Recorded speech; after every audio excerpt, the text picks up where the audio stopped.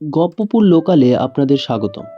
আজকের গল্প সুজন দাশগুপ্তের লেখা ঢাকা রহস্য উন্মোচিত। আজ দ্বিতীয় তথা অন্তিম পর্ব। গত পর্বে কি হয়েছে ছোট্ট করে বলে দিই। একেনবাবুর প্রতিবেশী মামুদ ভাইয়ের বাবা মারা যাওয়ার পর তার মধ্যে সন্দেহ হয় যে এটা খুনও হতে পারে। সেই তদন্ত শুরু করেছেন একেনবাবু। তারপর গন্তব্য স্টেশন গপ্পপুর। পরবর্তী স্টেশন গপ্পপুর। সকল যাত্রীদের উদ্দেশ্যে জানানো হচ্ছে, পুরো গল্পটি শুনে মন্তব্য এবং উৎসাহ প্রদান করার জন্য অনুরোধ করা হচ্ছে। এর মধ্যে একদিন বাড়ি ফিরে দেখি একেনবাবু কম্পিউটারের মনিটরে তন্ময় হয়ে মামুদের বাড়ি দেখছেন। আমি বললাম, তা কি দেখছেন এত বিভোর হয়ে? ফুলগুলো স্যার, হাইড্রেঞ্জিয়া ফুলগুলো দেখতে অপূর্ব। তা তো বুঝলাম, কিন্তু শুধু সেগুলো দেখছেন বলে তো মনে হচ্ছে না। কি যে বলেন স্যার, ফুলগুলোই দেখছি। দেখুন স্যার, কিরকম পিঙ্ক রঙের হাইড্রেঞ্জিয়ার মাঝখানে হঠাৎ চমৎকার একটা নীল রঙের হাইড্রেঞ্জিয়া। দেখলাম, কিন্তু তাতে অবাক হওয়ার কি কিছু আছে? হাইড্রেঞ্জিয়া কি নীল রঙের হয় না? হয় স্যার, নিশ্চয়ই হয়। তাহলে আসলে আগে এটাকে এখানে দেখিনি। হয়তো টবটা অন্য জায়গায় ছিল। তাছাড়া একই গাছে তো নানান রঙের ফুলও হতে পারে। মেন্ডেলের সূত্র জানেন না, কি ছাই এত গাছের বই পড়েন। এটা মন্দ বলেননি স্যার, চা খাবেন? আমি মুচকি হেসে জিজ্ঞাসা করলাম, আপনি বানাবেন? বানাতে পারি স্যার, কিন্তু আপনি অনেক ভালো বানান। তাহলে আর চা খাবেন কিনা জিজ্ঞাসা করলেন কেন? বললেই পারতেন একটু চা করে খাওয়াবেন কিনা। একেনবাবু অনুযোগের ভঙ্গিতে বললেন, আপনিও স্যার প্রমোদ বাবুর মতো হয়ে যাচ্ছেন। ঠিক আছে, বুঝেছি, আসুন। বলে আমি কিচেনে গেলাম। স্টোভে জল চাপিয়ে আমি খুঁজতে শুরু করলাম চা পাতা কিছু অবশিষ্ট আছে কিনা। পাওয়া গেল না। আমি টি ব্যাগ একেবারেই পছন্দ করি না, তার থেকে ইনস্ট্যান্ট কফি ভালো। কফি চলুক, কি বলেন? বেশ তো স্যার, আমেরিকায় কফিই ভালো। জল গরম হতে কয়েক মিনিট, কফিও সঙ্গে সঙ্গেই হয়ে গেল।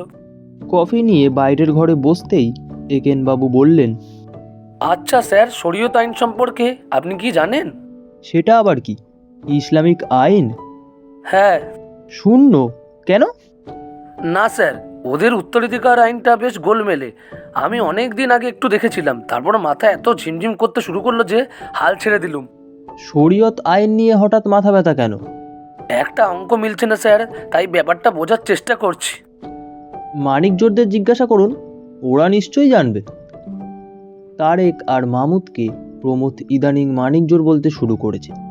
ব্যাড ইনফ্লুয়েন্স, আমিও হঠাৎ হঠাৎ বলে ফেলি। কারা? তারেক সাহেব আর মাহমুদ সাহেবের কথা বলছেন? রাইট।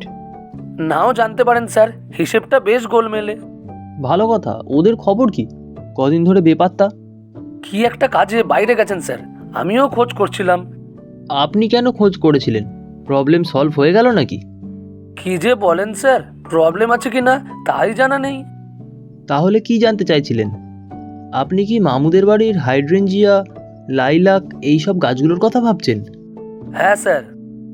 দেখুন, আপনি এখন গাছ বিশারদ হয়ে গেছেন, আপনাকে কিছু বলতে সাহস হয় না।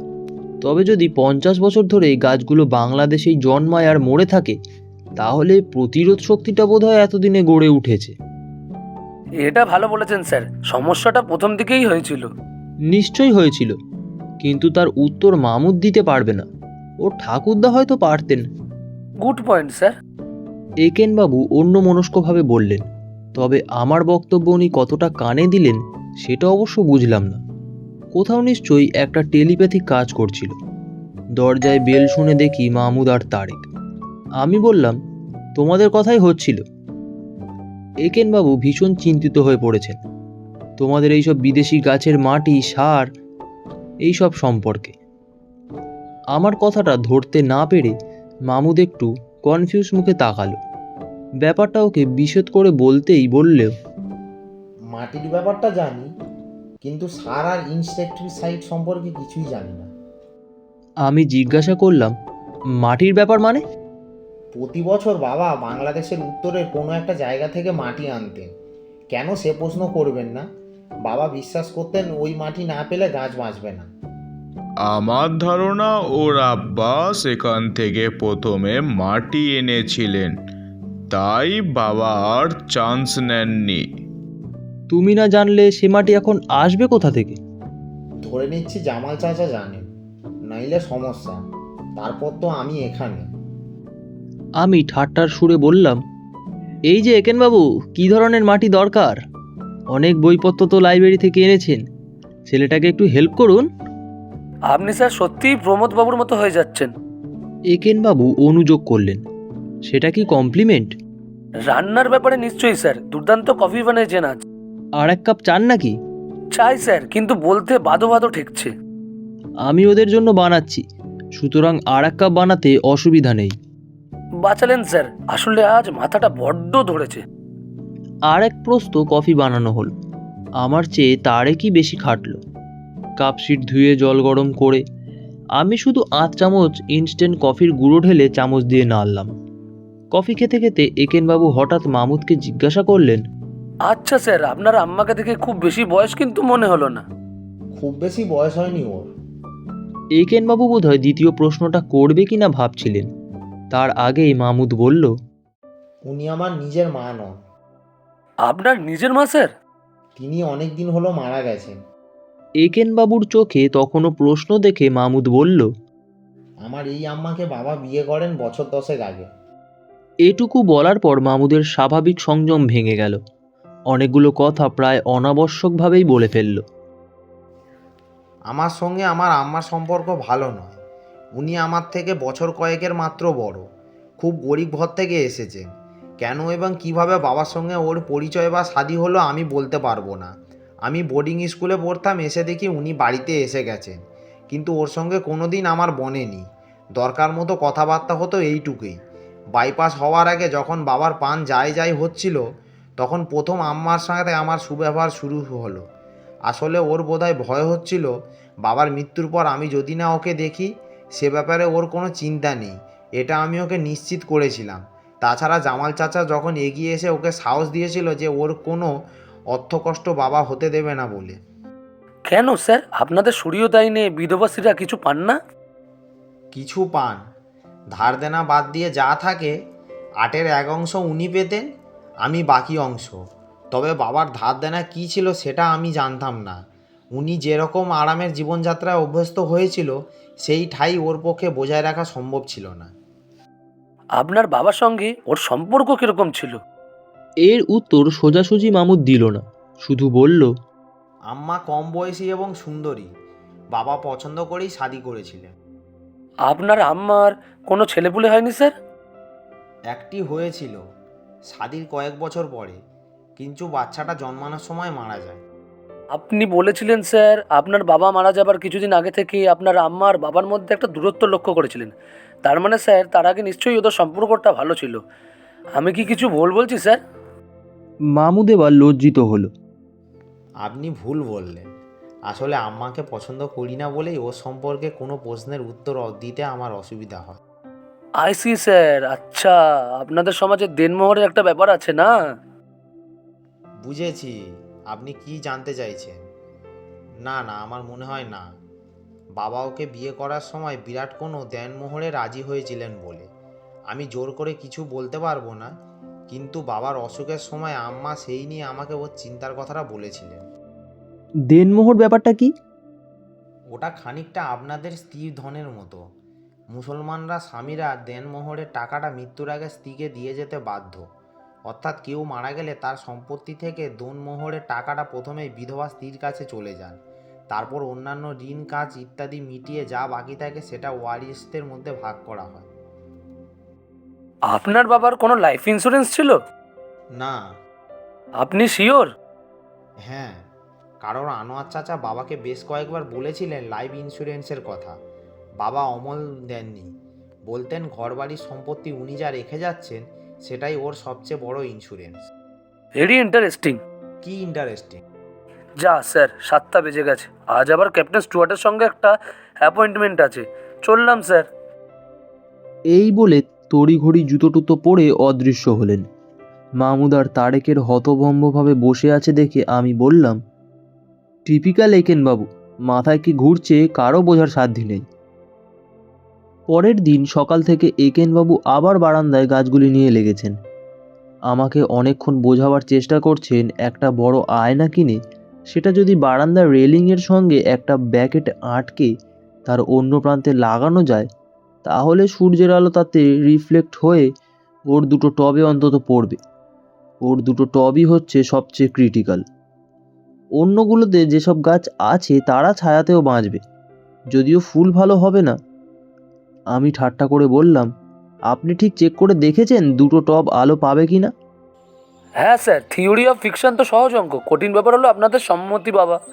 প্রমথ বলল, সেটা পারবেনও না। আয়না ভেঙে কারুর মাথায় পড়লে খুনের দায়ে জেলে যাবে কে? আপনি না আমরা? উড়ে যাবে কেন স্যার, ব্র্যাকেটে নাট বল্টু টাইট করে লাগানো থাকলে। আপনি একটা কাজ করুন, সবকটা টপ মামুদকে দিয়ে দিন। ওদের মালি আছে, বিদেশি গাছ বাঁচিয়ে অভ্যস্ত। ওরা আপনার গাছকে অনেক ভালো দেখভাল করবে। আপনি স্যার সত্যি। একেনবাবু ওর এই ব্রিলিয়ান্ট আইডিয়া এভাবে উড়িয়ে দেওয়া হলো বলে একটু ক্ষুণ্ণই হলেন। আমার খারাপ লাগলো। বললাম, দোকানে তো গ্রো লাইট বিক্রি করে দেখেছি, তার একটা কিনে লাগান না। ওগুলো খুব এফেক্টিভ নয় স্যার, কোথায় সূর্যের আলো আর কোথায় গ্রো ল্যাম্প। আরে মশাই, নেই মামার থেকে কানা মামা ভালো। তা ঠিক। ঠিক আছে, আপনি যখন এত ঘ্যান ঘ্যান করছেন, ইলেকট্রিসিটি না হয় আমরা শেয়ার করব। তবে এত আপনাকে বলছি, এর থেকে অনেক সস্তা হতো আপনি যদি সপ্তাহ অন্তর কিছু ফুল কিনে বাড়িতে আনতেন। এই মাটি জলে বারান্দা কাদা কাদা হতো না, ফুলও বাড়িতে থাকতো আর তার ভ্যারাইটিও অনেক বেশি হতো। কিন্তু নিজের হাতে বাগান করার আনন্দটা তো আর থাকতো না। সেটা তো শুধু আপনি উপভোগ করছেন আর আমরা সাফার করছি। এক্ষেত্রে সবাই উপভোগ করতাম, আপনার ম্যাডাম ফ্রান্সিসকাও। একেনবাবুর ভাগ্য অতি সুপ্রসন্ন। ঠিক এই সময় ফ্রান্সিসকা এসে হাজির। একেনবাবুর কীর্তিকলাপ দেখে সে মুগ্ধ। মাই গড, কি চমৎকার গাছগুলো হয়েছে ডিটেকটিভ। আমি শিওর কদিন বাদেই বড় বড় ফুল হবে। একেনবাবু পরম উৎসাহিত হয়ে বললেন, আই অ্যাম ট্রাইং ম্যাডাম। আমাদের অনেক নেগেটিভ ফিডব্যাক সত্ত্বেও প্রমথ গম্ভীরভাবে বলল, তোমরা এত নেগেটিভ কেন? নেচারকে নাড়ছাড় করছেন মাই ডিয়ার ডিটেকটিভ। ফ্রান্সিসকা একেনবাবুকে খুব পছন্দ করে, স্নেহ ভরে মাই ডিটেকটিভ বলে ডাকে। একেনবাবু ও ফ্রান্সিসকাকে দেখলে বেশ মনে মনে বল পান এবং আমাদের বিরুদ্ধে যা যা কমপ্লেন আছে সব নির্ভয়ে ব্যক্ত করেন। তার জন্য ফ্রান্সিসকার মিষ্টি তিরস্কার আমাদের সহ্য করতে হয়, এটাই রুটিন। একটু সূর্যের আলো জোগাড় করার চেষ্টা করছিলাম ম্যাডাম, কিন্তু ওরা আপত্তি করছেন। ফ্রান্সিসকা অনুযোগ ভরা জিজ্ঞাসু দৃষ্টিতে আমাদের দিকে তাকালো। কেন? একেনবাবু বিশদ করে আয়নার কথাটা বললেন। তুমিই জিজ্ঞেস করো না আইডিয়াটা কি। সস্নেহে ফ্রান্সিসকা বলল, দ্যাটস ব্রিলিয়ান্ট। সিটি কোডে না আটকালে নিশ্চয়ই করা যেত।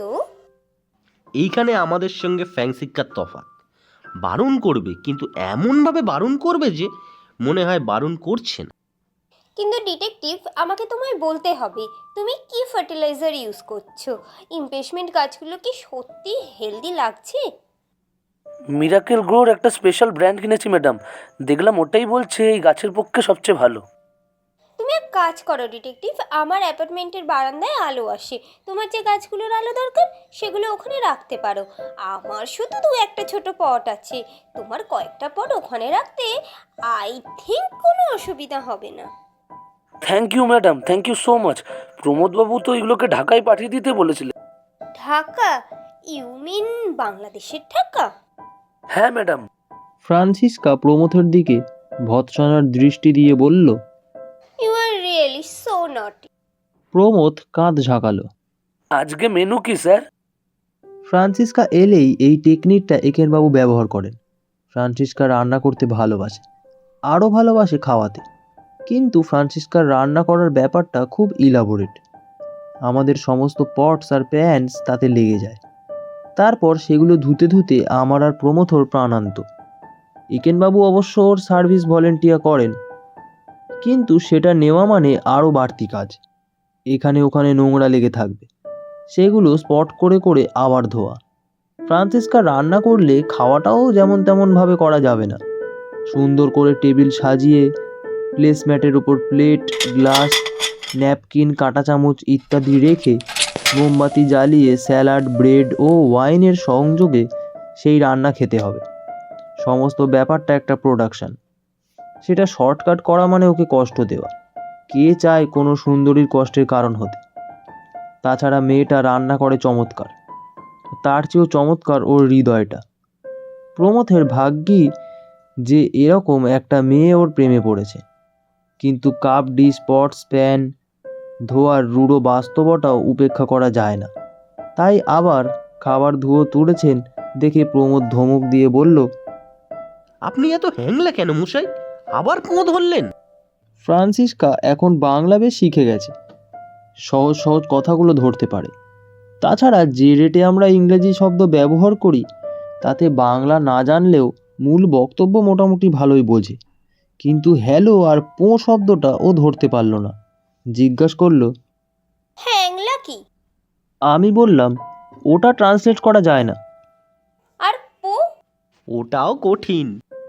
আসলে ম্যাডাম, আমি খাবারের কথা তুলেছিলাম বলে ওরা রাগ করেছেন, আপনাকে আবার রান্না করতে হবে বলে। ও মা, এতে রাগের কি আছে? আমার তো ভালো লাগে রান্না করে সবাইকে খাওয়াতে।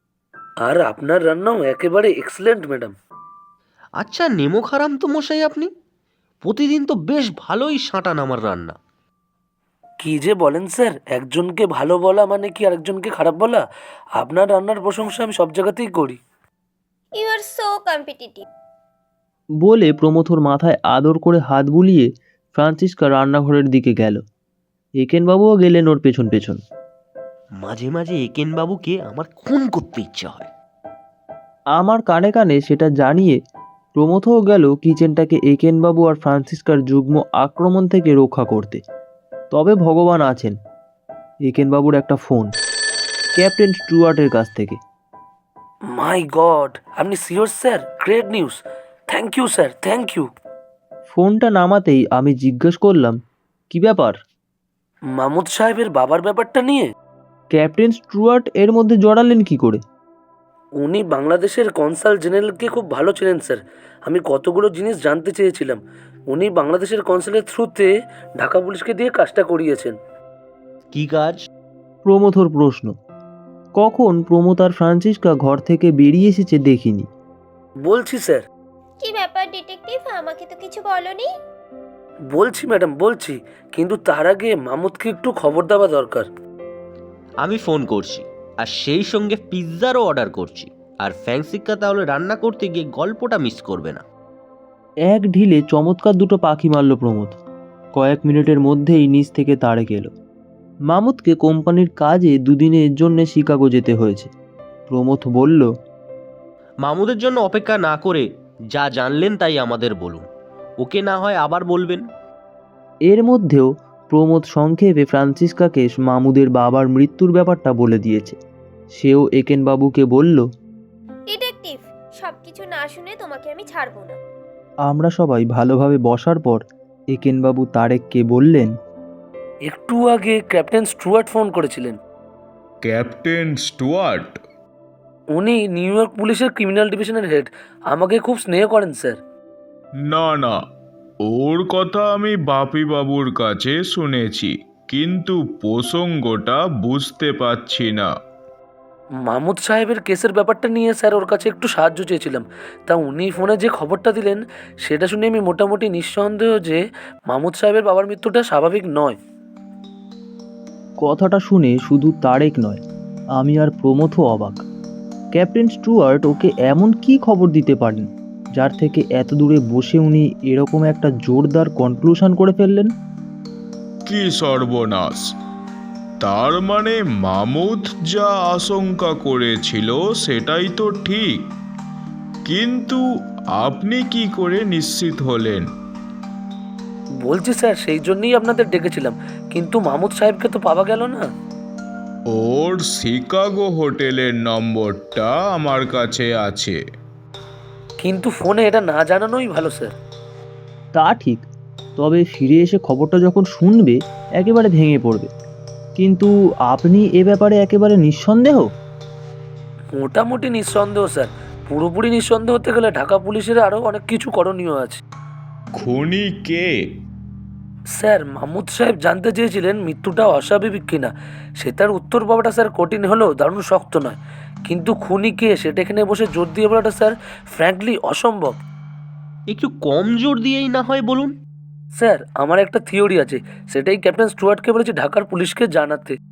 সেই থিওরিটা কি বলবেন? থিওরিটা পিওর থিওরি স্যার, ঠিক নাও হতে পারে। আহ, এত ভনিতা না করে শুরু করুন না। প্রমোদ এবার অধৈর্য হয়ে উঠেছে। করছি স্যার করছি, কিন্তু যা আমি বলছি সেটা একটু সাফাই না গিয়ে বলাটা অনুচিত হবে। সাফাই তো হলো, এবার বলুন। একেনবাবু শুরু করলেন। মাহমুদ সাহেবের বাবাকে খুন করা হয়েছিল ওর অরেঞ্জ জুসে পটাশিয়াম সায়ানাইড মিশিয়ে। আপনি একেবারে বিষের নাম জেনে বসে আছেন? প্রমোদ অবিশ্বাস ভরে কথাটা বলল। সেই তথ্যটাই আমাকে ক্যাপ্টেন স্টুয়ার্ট দিলেন স্যার। কি যা তা বলছেন মশাই? জুসটা তো পুলিশে পরীক্ষা করেছিল, কিছুই পাইনি। সেটা জানি স্যার। তাহলে আমি প্রমোদকে ধমক দিলাম। আহ, তুই চুপ করবি? একেনবাবুকে বলতে দে। এত সাসপেন্স না দিয়ে সোজাসুজি বলুনই তো, চুকে যায়। বলছি স্যার, সোজাসুজিই বলছি, কিন্তু জিনিসটাতে এত প্যাচ রয়েছে যে গুছিয়ে বলাটা কঠিন। ডিটেকটিভ, তুমি আস্তে আস্তে বলো, আমরা শুনছি। ফ্রান্সিসকো এবার প্রমোদকে চুপ করানোর ভার নিল। Thank you madam. আমি আলো নেবার ব্যাপারটা দিয়ে শুরু করি। আমার বিশ্বাস আলোটা ওভারলোড বা ডিফেক্টিভ ব্রেকারের জন্য নেবেনি, ওটা সার্কিট ব্রেকার অফ করেই নেবানো হয়েছিল, যাতে খুনি মাহমুদ সাহেবের অরেঞ্জ জুসের গ্লাসটা সরিয়ে সেই জায়গায় পটাশিয়াম সাইনাইড মেশানো বিষাক্ত একটা গ্লাস রাখার সুযোগ পান। তারপরে আলো জ্বলে উঠল। জামাল সাহেব আর মাহমুদ সাহেবের পিসেমশাই যখন টোস্ট দিলেন, তখন সেই বিষাক্ত জুসটা মাসুদ সাহেব খেলেন। এখন খুনির চিন্তা ছিল যে জুস খেয়ে মৃত্যু হলে সেই জুসটা সম্ভবত পরীক্ষা করা হবে, সুতরাং এই বিষাক্ত জুসটাকে সরাতে হবে।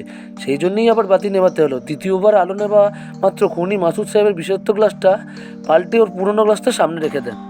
দাঁড়ান দাঁড়ান, প্রমোদ আর চুপ করে থাকতে পারল না, বলল, আপনি একটা অবাস্তব কথা বলছেন।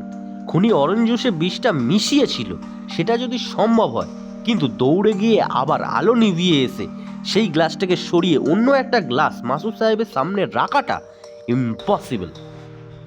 আমারও তাই বিশ্বাস স্যার। তাহলে আপনি যে যুক্তি দিলেন সেটা ভেবেই আমারও তাই মনে হয়েছে স্যার, খুনির একজন সাহায্যকারী ছিল। এবার তারেক প্রশ্ন করল, আপনি বলতে চান যে সাহায্যকারী এমনভাবে দুবার বাতি নিভিয়েছিল যাতে খুনি তার কাজগুলো করতে পারে, আশেপাশের লোকদের সন্দেহ না জাগিয়ে, তাই তো? দুবারই যে সাহায্যকারী বাতি নেমেছিল তা আমি বলছি না স্যার, কিন্তু টাইমিংটা খুবই ইম্পর্ট্যান্ট। শুধু তাই নয় স্যার, যারা এই হত্যাকাণ্ডে জড়িত তারা মাহমুদ সাহেবের বাড়িটা ভালো করে জানেন। তাদের বাড়ির ভেতরে দেখলে বাড়ির কারোর কোনো সন্দেহ হবে না। এবার আমি জিজ্ঞাসা করলাম, তার মানে বাড়ির কাজের লোকের মধ্যে জড়িত? তা তো বলিনি স্যার, তবে সেটা নিশ্চয়ই একটা পসিবিলিটি, কিন্তু প্রবাবিলিটি নয়। আচ্ছা, তোমরা ওকে বলতে দেবে? ফ্রান্সিসকা আমাদের সবাইকে একটু বকুনি দিল, তারপর একেনবাবুকে বলল, এবার বলো ডিটেকটিভ। Thank you madam. আমার নিজের বিশ্বাস খুনি প্রথমবার নিজেই একটা অরেঞ্জ জুসের গ্লাস নিয়ে সার্কিট ব্রেকারটা অফ করেছিলেন। সেই সময়ই তিনি সবার আগে সেই জুসে বিষটা মেশান। মাহমুদ সাহেব যখন গেলেন কী হয়েছে দেখতে, তাতে সেই সময়টুকু লাগলো, সেই সময়ের মধ্যে তিনি ফিরে এসে অন্ধকারে মাসুদ সাহেবের গ্লাসটা সরিয়ে বিষের গ্লাসটা সামনে রেখে দেন। তারপর মাসুদ সাহেব যখন সেটা খান, তার অল্পক্ষণের মধ্যেই আলো আবার নিভে যায়। এবার আলোটা নেবে ওরা এক সাহায্যকারী ব্রেকারটি অফ করেন বলে মাহমুদ সাহেব আবার ছোটেন সার্কিট ব্রেকার বক্সের দিকে, কিন্তু যাবার পথে মিস্টার খান আর সিঁড়ির ঘরে মালি রহিমকে ছাড়া কাউকে দেখতে পান না। আর আগেই বলেছি, সেই সময় খুনি মাসুদ সাহেবের গ্লাসটা আবার পাল্টে দেন। মাহমুদ সাহেবের বিষক্রিয়া ইতিমধ্যে শুরু হয়েছে। তিনি যখন ঢলে পড়ে যাচ্ছেন, তখন খুনি চট করে সেই বিষাক্ত জুসটা পাশে একটা ফুলের টবে ফেলে দেন, যাতে কোনো মতেই সেটা ভুলে আর কেউ না খান বা পুলিশের হাতে পরীক্ষার জন্য না যায়। প্রমোদ একটু বিরক্ত হয়েই বলল, কিন্তু এটাই যে ঘটেছিল সেটা আপনি বুঝলেন কি করে? কারণ স্যার খুনি অরেঞ্জ জুসটা হাইড্রেঞ্জিয়ার টবে ফেলেছিল, সো হোয়াই? ফলে হাইড্রেঞ্জিয়া ফুলের রঙটা পাল্টে গেল। কি বলছেন মশাই জাতা? ঠিক কথাই বলছি স্যার। আপনি খেয়াল করেছেন কিনা জানি না, কিন্তু বাপিবাবু দেখেছেন সমস্ত সাদা আর আবছা পিঙ্ক রঙের হাইড্রেঞ্জিয়া ফুলের মধ্যে শুধু একটার রং শুধু নীল, আর সেই নীল রঙের হাইড্রেঞ্জিয়াটা স্যার পার্টির দিন ছিল না। আমি খুব ভালো করে পার্টির সময়ের ছবিগুলো দেখেছি, আপনারা দেখেছেন। ছিল কি?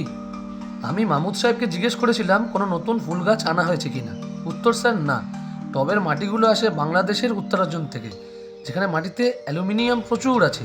আমি জানি স্যার, আমার এই গাছপালার খ্যাপামি নিয়ে আপনারা হাসাহাসি করেন, কিন্তু জানেন স্যার, হাইড্রেঞ্জিয়া গাছ যদি অ্যালুমিনিয়াম কম্পাউন্ড শরীরে টেনে নিতে পারে তাহলে তার ফুলের রং হয়ে যায় নীল। কিন্তু সেটা তখনই হতে পারে যখন মাটি অম্লযুক্ত বা অ্যাসিডিক হয়। যেই মুহূর্তে অরেঞ্জ জুস টবের মধ্যে পড়লো, সেই টবের মাটি হয়ে গেল অ্যাসিডিক, আর হাইড্রেঞ্জিয়াও তার রং পাল্টালো, হয়ে গেল নীল। সমস্ত পিঙ্ক হাইড্রেঞ্জিয়ার মধ্যে হঠাৎ স্যার ওই নীল রং দেখে আমি ভাবছিলাম কেন একটা টবের মাটি অ্যাসিডিক। টবগুলো সব টেনিস কোর্টের পাশে, সুতরাং সেখানে জুসটা ফেলার সম্ভাবনা প্রচুর। প্রমোদ প্রশ্ন তুলল। কিন্তু অন্য কেউ তো তাদের জুস কোনো কারণে টবে ফেলতে পারে। তা পারে স্যার, সেইটা জানতেই আমি ক্যাপ্টেন স্টুয়ার্টের সাহায্য নিয়েছিলাম। তিনি বাংলাদেশের কনসুলেট জেনারেলের বলে বাংলাদেশের পুলিশকে দিয়ে নীল রঙের হাইড্রেঞ্জিয়ার টপটা পরীক্ষা করতে বলেন। সেইখানেই পটাশিয়াম সাইনাইড ট্রেস পাওয়া গেছে। সেটাই হলো ক্যাপ্টেন স্টুয়ার্টের খবর। আমি বললাম, মাই গড। কিন্তু কে এই কাজটা করলেন? এবার তো আমার থিওরির কথা এসে গেল স্যার। আমি বললাম, পসিবিলিটি তো 3 জন, মামুদের জামাল চাচা, মিস্টার খান আর কবির। আজিজুল সাহেবকে আমি বাদ দিচ্ছি। আমার ধারণা স্যার, খুনি হলেন মামুদ সাহেবের জামাল চাচা। তিনিই প্রথমে গিয়ে সার্কিট ব্রেকার অফ করেছিলেন। মামুদ সাহেব যখন বাড়িতে ঢোকেন তখন বাথরুমের সামনে জামাল চাচার সঙ্গে ওর দেখা হয়। মামুদ সাহেব সার্কিট ব্রেকার যেদিকে আছে সেদিকে হাঁটা দিতেই জামাল চাচা বিষাক্ত জুসটা হাতে নিয়ে পার্টির দিকে চলে আসেন। সেখানে এসে গ্লাসটা মাসুদ সাহেবের সামনে রেখে আলো জ্বলতেই মাসুদ সাহেবকে একটা টোস্ট দেন। টাইমিংটা এমন ভালোভাবে করা হয় যে টোস্টের পরপরই আবার আলো নিভে যাবে। জামাল চাচা সাহায্যকারী দৌলতে স্যার সেটাও যায়। সেই সুযোগে জামাল চাচা বিষাক্ত গ্লাসটা সরিয়ে মাসুদ সাহেবের প্রথম গ্লাসটা ওর সামনে রেখে দেন। সাহায্যকারীটি কে? মিস্টার খান? না স্যার, দ্বিতীয়বার আলো নেবার আগে মিস্টার খান বাড়িতে ঢুকেছিলেন ঠিকই, এবং খুব দ্রুত হেঁটে বেরিয়ে আসছিলেন। কিন্তু তিনি যতই দ্রুত এসে মাসুদ সাহেবের মুখোমুখি হওয়া সম্ভব ছিল না স্যার। তিনি সার্কিট হাঁটুন, এমনকি তিনি দৌড়ালেও সার্কিট ব্রেকার অফ করে বাড়ির বাইরে ব্রেকারটা অফ করেননি। যিনি সার্কিট করেছিলেন তিনি সাইডের দরজা দিয়ে বেরিয়ে বাড়িতে চলে আসেন। আমি জিজ্ঞেস করলাম, তা তো বুঝলাম, কিন্তু লোকটি কে? আপনাদের মনে আছে কিনা জানি না স্যার, জামাল চাচা মামুদ সাহেবকে জিজ্ঞেস করেছিলেন ওর আম্মা কোথায়। সেটা কিন্তু একটা সাধারণ প্রশ্ন নয়। জামাল চাচা শিওর হতে চাচ্ছিলেন যে ওর অ্যাসিস্ট্যান্ট ঠিকমতো জায়গায় রয়েছেন কি না। যেই মুহূর্তে তিনি জানলেন যে আম্মা বাড়িতে চলে এসেছেন, উনি দ্রুত বাড়ির দিকে গেলেন। আসলে পুরো ব্যাপারটাই ভালোভাবে প্ল্যান করা ছিল। অফ অল দ্য ফ্লিপ আম্মা, ওয়াই? আমিও বললাম, যাই বলুন আপনি, আমার কাছে কিন্তু ব্যাপারটা ক্লিয়ার হচ্ছে না। কোথাও একটা যেন ফাঁক আছে। খুনের মোটিভটা কি? সুখ বা অর্থ কোনোটাই নয়। মামুদের কাছেই শুনেছি যে ওর বাবার মৃত্যু জামাল চাচাকে বিধ্বস্ত করেছে, আর্থিক ও মানসিক দুভাবেই। আমারও আর্থিক দিক থেকে বিরাট লাভের কোনো সম্ভাবনা দেখছি না। ইউ আর রাইট স্যার, এটা আমাকেও বদার করছে স্যার, বদার মি আর লট। তারপর আমার মনে হলো এর একটা ব্যাখ্যা আছে স্যার, সেইটাই এখন ঢাকার পুলিশকে অনুসন্ধান করে দেখতে দেখতে হবে ঠিক কি না। ব্যাখ্যাটা বলুন। প্রথমত স্যার, হত্যাকাণ্ডটা অর্থের জন্য নয় স্যার, আমার ধারণা প্রেমের জন্যে। হোয়াট? হ্যাঁ স্যার, আমার মনে হয় মামুদ সাহেবের আম্মা আর জামাল চাচার মধ্যে প্রেম ছিল। মামুদ সাহেবের আম্মা মাসুদ সাহেবের কাছে তালাক চেয়েছিলেন, কিন্তু মাসুদ সাহেব দিতে রাজি হননি। ইসলামিক আইনে স্যার স্বামীর তালাক দেওয়ার অধিকার আছে, কিন্তু স্ত্রীর অত সহজে স্বামীর কাছ থেকে ডিভোর্স পাওয়া সহজ নয়। মাসুদ সাহেব নিশ্চয়ই সন্দেহ করতে শুরু করেছিলেন যে জামাল সাহেবের সঙ্গে স্ত্রীর প্রেম আছে, ফলে মানসিকভাবে কষ্টও পাচ্ছিলেন। জামাল সাহেব আর আম্মা যখন বুঝলেন কোনো মতেই মাসুদ সাহেব আম্মাকে ছাড়তে রাজি হবেন না, তখন এই মার্ডারের প্ল্যানটা করেন। কাম একটা আদিম রিপু স্যার, মানুষ অনেক রকম অদ্ভুত কাজ এর তাড়নায় করে ফেলতে পারে স্যার। আমি বললাম, এটা নিশ্চয়ই একটা ব্যাখ্যা, যদিও ধোপে নাও টিকতে পারে, কিন্তু এর জন্য জামাল চাচার মানসিক অশান্তি বা অর্থকষ্টের ব্যাখ্যাটা তো পেলাম না। ইয়েস স্যার, এইবার বলি কেন সেটা হয়েছে বলে আমার সন্দেহ। এইটা যদি পারফেক্ট ক্রাইম হতো তাহলে কোনো সমস্যাই ছিল না, কিন্তু একজন যিনি মাসুদ সাহেবের টেবিলে বসেছিলেন তিনি জামাল চাচার এই গ্লাস সরানোটা অন্ধকারে দেখে ফেলেন, এবং যে মুহূর্তে মাসুদ সাহেব মুখ বিকৃত করেছেন সেই মুহূর্তে তিনি অনুমান করতে পারেন একটু পরে কী ঘটবে, অর্থাৎ আবার আলো নিভবে। তখন তিনি দ্রুত ছোটেন বাড়ির দিকে। হলঘরে ঢুকে তিনি দেখতে পান আম্মা ঢুকছেন সার্কিট ব্রেকার যে ঘরে আছে সেখানে। তিনি দ্রুত ফিরে আসেন পার্টিতে। তখন আলো আবার নিভে গেছে, কিন্তু এই ভদ্রলোক অতি ধুরন্ধর। তিনি পরিষ্কার বুঝতে পারেন দ্বিতীয় আলো নেওয়ার সময় কী ঘটেছে। এরপর ওর ব্ল্যাকমেল করা শুরু হয় জামাল চাচাকে, এর অর্থের প্রয়োজন মেটাতে জামাল চাচা তার সর্বস্ব খান। এবার আর ফ্যাক্টরি ওয়ার্কারদের সমস্যা নয়, এটা হলো মার্ডার চার্জ। সুতরাং মিস্টার খান এর জন্য কয়েক কোটি কোটি টাকার দাবি অবশ্যই করতে পারেন। আমরা সবাই চুপ। একেনবাবু বললেন, ঢাকা পুলিশ এখন জামাল চাচার সমস্ত কাগজপত্র সিল করে দেখছে কোথায় ওর টাকা গেছে, আর খান সাহেবের টাকা কড়ির হিসেব নিকাশ করছে। দুটো মিলে গেলেই আমার মনে হয় এই হত্যাকাণ্ডে সুরাহা হবে। ফ্রান্সিসকা হাততালি দিয়ে বলল, ডিটেকটিভ, ইউ আর ব্রিলিয়ান্ট। গল্পের নামকরণ শুনে শ্রোতারা নিশ্চয়ই বুঝতে পেরেছেন যে একেনবাবুর থিওরিতে কোনো ভুল ছিল না। শেষ খবর, ঢাকার পুলিশ আম্মা, জামাল চাচা আর মিস্টার খান তিনজনকেই গ্রেফতার করেছে। শেষ হলো আজকের নিবেদন সুজন দাশগুপ্তের লেখা ঢাকা রহস্য উন্মোচিত।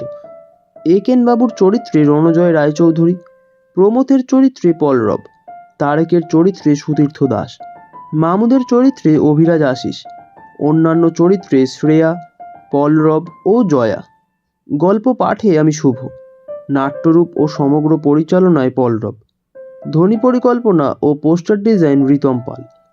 আগামী সপ্তাহে ঠিক সোমবার ভারতীয় সময় রাত্রি 9:24 এবং বাংলাদেশীয় সময় রাত্রি 9:54 আরও একটি গল্প নিয়ে হাজির হবে গপ্পপুর লোকাল।